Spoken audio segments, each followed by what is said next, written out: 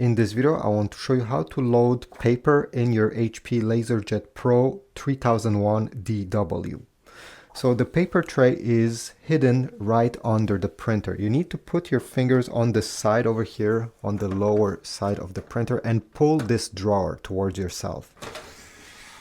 Now this drawer is able to be completely removed if you pull it completely out. You don't have to. By default, we're going to have these plastic guides all in the middle. If you're going to load some US letter size like this one, you'll have to push them to the extremities. You have a latch over here, a blue latch that you need to pinch to be able to push them towards the extremities. Same thing over here.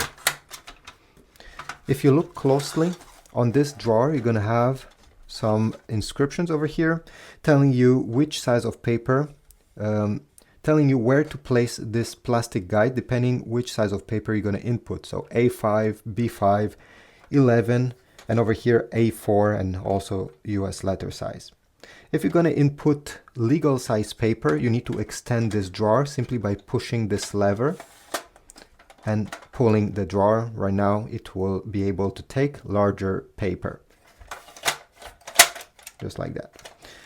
So once you're ready, take your stack of paper, make sure it's aligned,